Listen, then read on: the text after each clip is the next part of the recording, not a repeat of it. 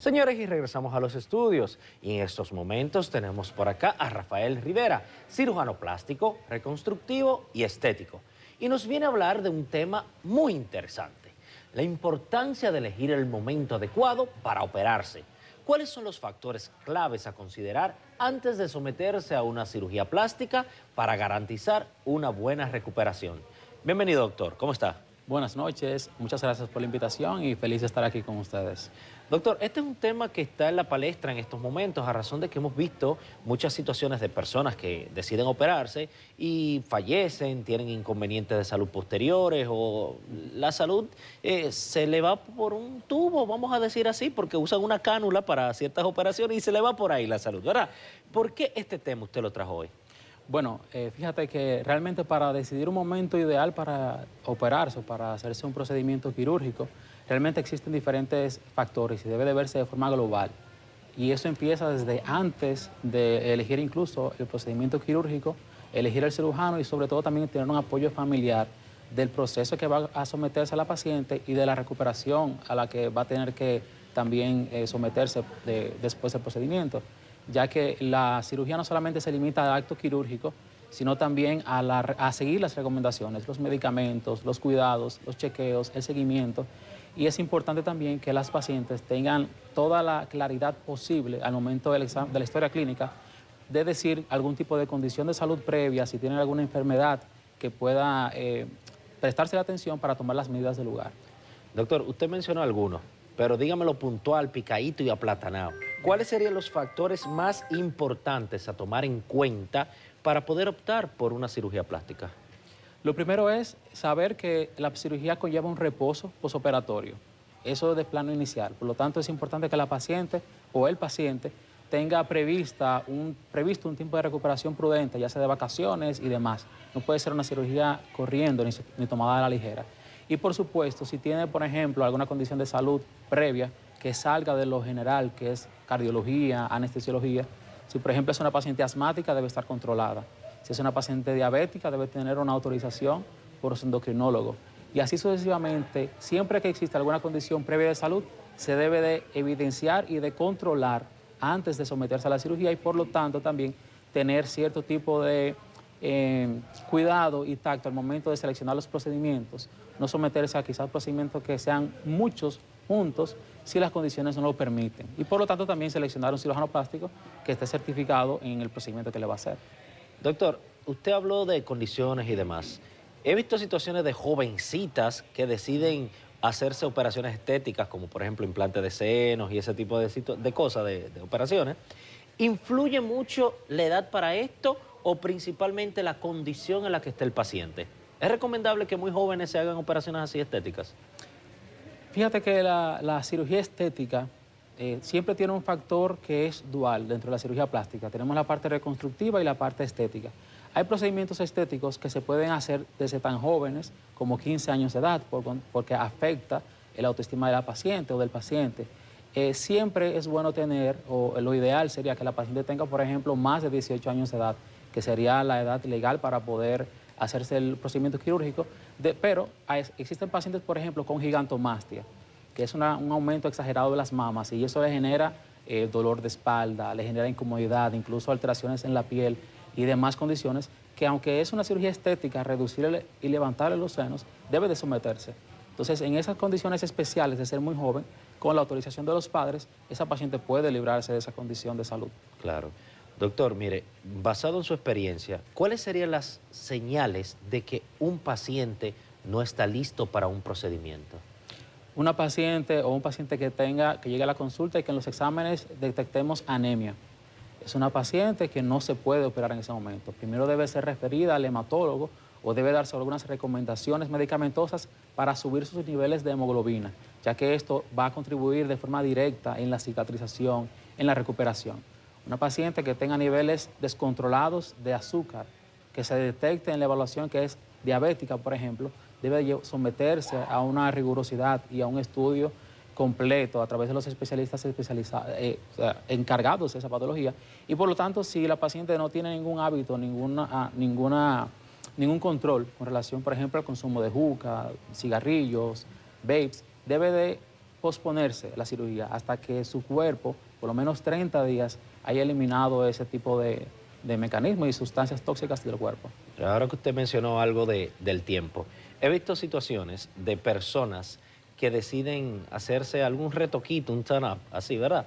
Pero ¿cómo les afectaría a estas personas su calendario laboral o social para ejercer algunos procedimientos? ¿Por qué hago esa pregunta? Sí. Tengo algunas amigas que deciden hacerse un retoquito allí, alarse un poquito en otro lado. ¿Por qué? Porque en 15 o 20 días tienen una fiesta fuera del país y ellas quieren ir a darlo todo. ¿Cómo afectaría esas relaciones sociales, esa vida social o el aspecto laboral en esas intervenciones? Después de una cirugía, el proceso de recuperación varía y eso va de una fase inflamatoria. Es decir, que si una paciente tiene programado exhibir un bikini en Semana Santa, ya debería estar operada para que el tiempo de inflamación y demás haya pasado o por lo menos se haya establecido ya un resultado que la paciente pueda exhibir. Para dar una de alta o que la paciente se pueda incorporar a sus actividades laborales, depende del procedimiento.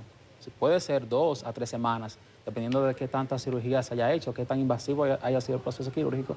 Por ejemplo, hay cirugías como un aumento de senos, que con 2 semanas realmente la paciente, siempre y cuando no se vaya a someter a grandes fuerzas, movimientos bruscos de los brazos y demás, se pudiera hacer su cirugía realmente.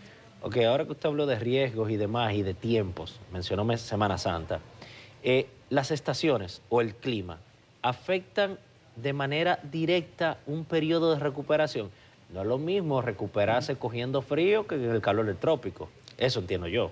Dígame usted. Bueno, fíjate que precisamente las fechas de verano son las que más hay cirugía en el país. O sea, que realmente una afección o una relación directa que contrarreste el resultado no la hay. Ahora bien, sí hay fechas en las que puede convenir hacerse una cirugía, como las festividades navideñas, porque hay vacaciones colectivas, los familiares pueden estar más pendientes de la paciente, vacaciones, por ejemplo, de verano también. O sea, que va a depender más bien de una planificación. Las condiciones del clima en nuestro país, por ejemplo, que es tropical, que somos casi verano todo el año, pues realmente no juega un papel preponderante. Es importante también aclarar que a pesar de que siempre salen a los medios casos lamentables en el que alguna paciente tiene alguna situación adversa con una cirugía plástica, esa no es la gran mayoría. Realmente los casos de complicaciones en cirugía plástica son muy bajos en relación a otras especialidades quirúrgicas. Y unas estadísticas que salieron el año pasado, a final del año pasado, es que en el país se hacen aproximadamente 50.000 procedimientos quirúrgicos. O sea, de un número tan grande, evidentemente, lamentablemente, pueden haber situaciones adversas. Lo importante de eso es mantener una comunicación directa con su especialista.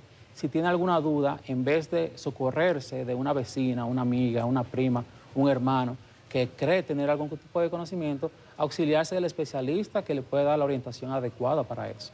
Doctor, visto lo que usted acaba de decir, entonces le tengo una pregunta que ya es cuestión de riesgo. ¿Cuáles serían los inconvenientes o los riesgos, valga la redundancia, de someterse a algún procedimiento en un momento inadecuado? ¿Cuáles serían? Hay una mayor predisposición, una mayor probabilidad de sangrados, por ejemplo, se puede desarrollar un hematoma. Recordamos que cuando hacemos una cirugía y hay cortes, debajo de la piel hay vasos sanguíneos, que si hay alguna laceración o alguna separación de esa sutura, puede desencadenar un sangrado que pudiera entonces contrarrestar a una correcta evolución de la paciente.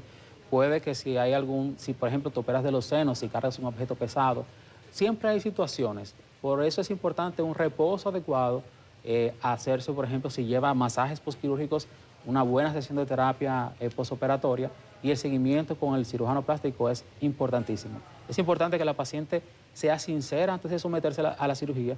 Y si, por ejemplo, para una abdominoplastía viene y dice, como ha pasado en ocasiones, doctor, yo tengo una semana para operarme y necesito integrarme a mis actividades laborales, lo ideal, o por lo menos en nuestro caso, lo que hacemos es decirle a la paciente que no. Hay que también saber cuándo decirle que no a la paciente, decirle, en este momento no te conviene, 7 días no es suficiente. Entonces, todo eso, a veces hay pacientes que lo ocultan, se integran actividades a veces a escondidas de los médicos y luego entonces pueden pasar situaciones adversas. Hay cosas que pueden ser propias de la cirugía, que no, son propias de un procedimiento de esta envergadura, pero hay otras también que van de la mano de una correcta comunicación entre el médico y la paciente. Eso es fundamental. Visto esto que usted dijo, ¿cuáles serían las condiciones? Mencioné 4 o 5 condiciones de salud específicas que harían que un paciente sea descartado para un proceso de cirugía plástica, por ejemplo. Si una paciente está embarazada y se descubre en la evaluación prequirúrgica que está embarazada, hay que descartar la cirugía hasta que se desembarace y pase un tiempo después, 9 meses a un año ideal.